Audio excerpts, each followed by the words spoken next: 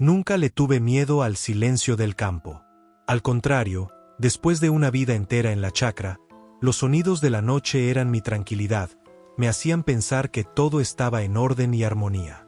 El croar de los sapos en el arroyo seco, el zumbido de los insectos alrededor de la lámpara de la galería, incluso el grito lejano de un zorro, todo eso era paz. Era el orden de las cosas. Pero eso fue antes del verano del 98, el verano en que el sol se volvió un enemigo. La sequía había sido cruel. La tierra, siempre generosa, se había resquebrajado como la piel de un anciano enfermo. El maíz se marchitó antes de tiempo, y el pasto tomó ese color amarillento que parece dejar ver su agonía. Recuerdo pasar las tardes mirando el cielo, esperando una nube, cualquier señal de piedad. Pero solo recibía el calor, un manto pesado que había matado todo el aire. Fue una de esas tardes, mientras revisaba unos alambres en el lindero oeste, que lo vi por primera vez. No era más que una mancha a la distancia, una figura junto al grupo de arbustos que marcan el límite con el campo de los Larsen. Me quedé quieto, con la mano aún en el alambre de púa. La figura también estaba quieta. No era un animal, eso lo supe de inmediato. Tenía la postura erguida, pero torcida, como un poste mal clavado. Me acerqué unos pasos, para indagar desde la distancia, pero la figura no se movió. El sol de la tarde, bajo y anaranjado, jugaba con mis ojos, creando espejismos por todos lados. Podía ser un tronco caído, o un resto de alguna oveja muerta que los caranchos no habían terminado de limpiar. Pero algo en mi instinto que no usaba hace años, me dijo que no. Dejé lo que estaba haciendo para alzar la vista, y haciéndome sombra en los ojos con mis dedos, miré hacia la distancia. Y allí esa cosa seguía. Pensé entonces que podría ser algún chistosito, así que le grité. Esto es propiedad privada, fuera. La figura no respondió, solo permaneció ahí, inmóvil.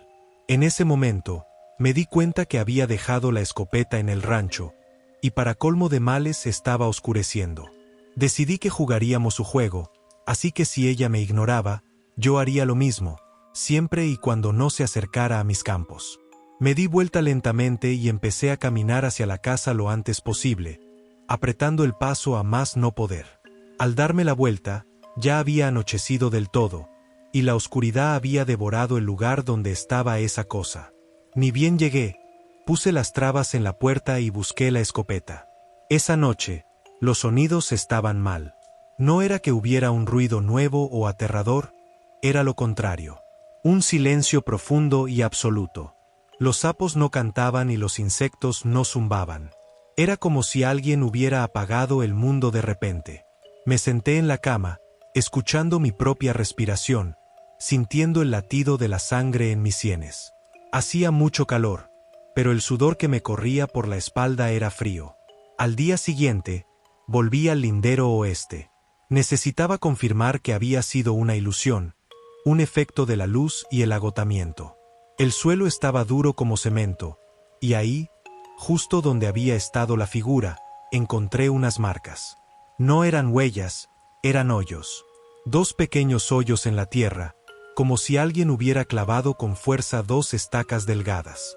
Y alrededor no había nada. No había pisadas que llevaran hasta allí o que se alejaran. Era como si esa cosa se hubiera plantado del cielo, o hubiera emergido de la tierra misma. Esa fue la primera vez que sentí verdadero miedo, no un susto, sino una certeza helada en el estómago. Algo andaba suelto en mi campo y no pertenecía a este mundo. Los días que siguieron fueron una larga vigilia. Iba a mis quehaceres con el rabillo del ojo siempre alerta, escaneando el horizonte. El campo ya no era mi hogar, era un territorio ocupado. Cada sombra alargada del atardecer me hacía saltar el corazón, y cada crujido lejano que antes atribuía a una liebre o un tero, ahora me sonaba a pasos. Dejé de ir al lindero oeste. No por miedo, aunque lo había, sino por una especie de pacto tácito que había firmado con esa presencia. Si yo no me metía en su terreno, quizás ella no se metería en el mío. Era un pensamiento de niño, lo sé, pero la soledad y el miedo te vuelven supersticioso. Pero una mañana, encontré a las gallinas muertas. No fue el zorro mata por hambre, se lleva una y deja un reguero de plumas. Esto era distinto. Las 5 gallinas yacían en el centro del gallinero, perfectamente alineadas. No había un rasguño en ellas, ni una sola pluma fuera de lugar. Parecían dormidas, pero sus pequeños cuerpos estaban rígidos y fríos. Y lo que más me perturbó fue ver que les faltaban los ojos. En su lugar, solo quedaban 2 cuencas vacías, limpias, como si se los hubieran succionado con precisión. Una náusea me subió desde la garganta. No toqué nada, agarré la pala, cavé un hoyo lejos de la casa y las enterré a todas. El silencio en el corral era espeso, ni siquiera el perro se había dado cuenta.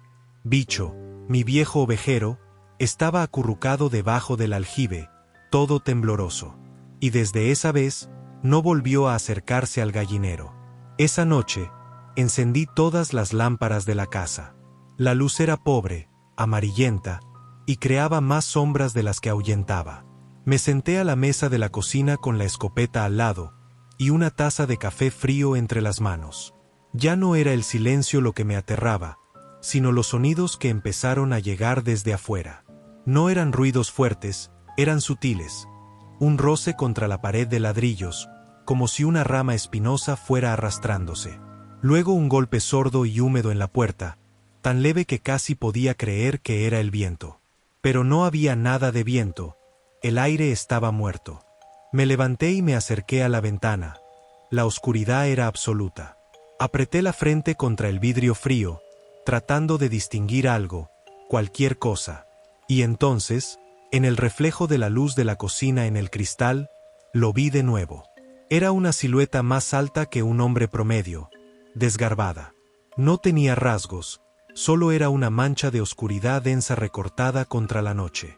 Estaba parada junto al aljibe, a no más de 20 metros de la casa. No se movía, solamente observaba. El corazón me golpeó las costillas con tanta fuerza que me dolió el pecho. Cerré los ojos, conté hasta 3 y volví a mirar, pero ya no había nada. Sin embargo, a la mañana siguiente encontré la misma marca. 2 pequeños hoyos en la tierra seca, justo frente a la ventana de la cocina. Ahí lo primero que pensé es que el pacto se había roto. La cosa había venido a mi casa. Y mientras más lo pensaba, más loco me creía. Porque la locura, uno puede caer en la locura sin darse cuenta, acostumbrándose a la caída. Empecé a dudar de mis sentidos y de mi cordura. ¿Realmente había visto algo en la ventana? ¿O era el cansancio y el miedo pintando fantasmas en la oscuridad? Las gallinas podían haber muerto por el calor, por alguna enfermedad rara. Todavía era posible, así que me aferré a esa posibilidad como un náufrago a un madero. Decidí hacer como si nada, salí a enhebrar el alambrado que tenía pendiente cerca del monte de eucaliptos. Necesitaba el sol en la nuca, el sudor en la frente y el cansancio físico que no deja espacio para otros pensamientos. El trabajo me absorbió, el martilleo rítmico de la clavadora, la tensión del alambre, el olor a tierra y a metal caliente. Por unas horas, casi logré olvidar. Fue al atardecer, cuando recogía las herramientas, que sentí que me observaban. No era una sensación vaga, era una presión física, una punzada en la nuca. Me di la vuelta despacio y lo vi otra vez. Estaba al borde del monte, donde las sombras de los árboles eran más espesas. Y ahora estaba más cerca mío. Mucho más cerca. Ya no era una mancha distante, podía distinguir su forma, aunque mi mente se resistía a aceptarla. Era alta, demasiado alta, y delgada de una manera que no era natural. Sus brazos largos y desproporcionados colgaban inertes a los costados de un torso que parecía un palo retorcido. Su piel era como la corteza de un árbol muerto. Y sus piernas eran solo 2 palos largos y tiesos, sin forma. Además, donde debería estar la cara, solo había una superficie lisa y sin rasgos. No se movió, no hizo ningún sonido. Pero su quietud era peor que cualquier avance, era una quietud cargada de intención, de una paciencia que no era humana. El miedo que sentí entonces no fue el susto de antes. Fue un terror primordial, Era el miedo de un animal que ve al depredador del que no puede escapar. Cada músculo y cada nervio me gritaba que corriera, pero mis pies parecían clavados en la tierra. No sé cuánto tiempo estuvimos así, mirándonos. O yo mirándolo a él, porque esa cosa, estoy seguro que no tenía ojos con los cuales verme. Finalmente, fue ella quien rompió el hechizo. Sin un gesto, sin un ruido, simplemente se desvaneció. Una de las sombras del monte pareció extenderse y tragársela. Me quedé temblando mientras miraba el lugar vacío. No fui a la casa esa noche. Me senté en el galpón, de espaldas a la pared, con la escopeta cruzada sobre las piernas. Bicho vino y se acostó a mis pies, emitiendo un quejido. Él también lo había visto. Eso, más que nada, me confirmó que no estaba loco. La cosa era real, y ya no se conformaba con observar desde lejos. La noche en el galpón fue la más larga de mi vida. Cada ruido me erizaba la piel. Bicho no durmió, sus orejas estaban siempre alerta, girando hacia la oscuridad como radares captando una señal maligna. No volví a ver a la cosa, pero su presencia impregnaba todo, como un veneno en el aire. Al amanecer, con los músculos entumecidos y la mente nublada por el insomnio, tomé la única decisión que me pareció sensata: ir a lo de los Larsen. Ellos estaban a casi 5 kilómetros, la única familia en leguas a la redonda. Quizás ellos habían visto algo, una luz rara, un animal extraño, cualquier cosa que confirmara que no me estaba volviendo demente. El camino de tierra estaba polvoriento y desolado.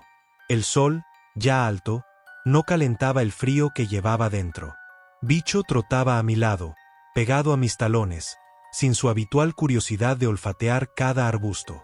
Cuando la casa de los Larsen apareció en lo alto de la loma, noté algo raro. No salía humo de la chimenea, a pesar del fresco de la mañana. Las gallinas no picoteaban en el patio. No se veía a Lars arreglando su tractor, como era su costumbre. Grité su nombre desde la tranquera, pero el silencio fue la única respuesta. Una bandada de tordos salió volando del techo de chapa. Caminé hacia la casa, y mis pasos resonaban con una crudeza obscena en aquel silencio. La puerta de la galería estaba entreabierta, así que la empujé. La cocina estaba intacta, y la mesa puesta para 2 personas.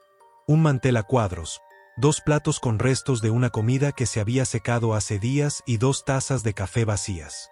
Todo en orden, demasiado orden. Los encontré en la sala. Estaban sentados uno al lado del otro en el sofá, como esperando una visita. Lars tenía la cabeza ligeramente inclinada, como si mirara sus manos, que reposaban sobre sus rodillas. Sonia tenía la suya apoyada en el respaldo, los ojos abiertos mirando al techo. No había sangre, no había violencia, solo esa quietud absoluta y antinatural. Y en sus rostros no había miedo. Sus expresiones estaban completamente vacías, borradas, como si alguien hubiera apagado la luz que los habitaba. No pude acercarme más, el horror me había paralizado. No eran mis amigos lo que veía, sino 2 muñecos abandonados, 2 cascarones vacíos. Al salir tropezando, mis ojos barrieron el porche y se clavaron en la tierra suelta del jardín. Allí, frescas, como recién hechas, estaban las marcas. No solo un par, eran varias. Un círculo de pequeños hoyos alrededor de la casa, como si una patrulla silenciosa hubiera estado rondando. No corrí. Caminé de vuelta a mi casa con la lentitud de un sonámbulo. Lars y Sonia estaban muertos. Y esa cosa, lo que fuera, no solo merodeaba, cosechaba. Ya no se trataba de sobrevivir. Se trataba de huir. Me di la vuelta con un escalofrío de lucidez recorriéndome la espalda, y me fui con Bicho sin cruzar la tranquera de mi propia chacra. Fui hasta la ruta y, sin pensarlo 2 veces, pedí que nos llevaran. Al llegar al pueblo, fui directo a la comisaría a denunciar lo que había visto. 2 muertes sin violencia, cuerpos vacíos en un sofá. La policía rural regresó a la chacra de los Larsen, y luego a la mía, pero no había nada. Se habló de un suicidio, tal vez por la fuerte sequía, pero solo dijeron eso porque nunca encontraron al causante. Nunca encontrarían esa cosa sin rostro, Y yo lo sabía. Vendí la chacra a través de un abogado, a un precio ridículamente bajo, sin jamás volver a pisar esa tierra. Desde ese verano, vivo entre el ruido de la ciudad, donde el croar de los sapos fue reemplazado por bocinazos. Y aún con este cambio de vida radical, mi mente alterada no deja de preguntarse si esa cosa podría, algún día, volver a encontrarme. ¿Ves esos dos hoyitos en la tierra? Ah, perdón, pensé que ya los habías notado. A veces aparecen cuando uno está distraído, viendo un video de YouTube. Si llegaste hasta acá es porque el video te gustó, así que regálame un pulgar arriba y una suscripción. Así juntos podemos crear una comunidad muy activa. Sin más que decir, me retiro.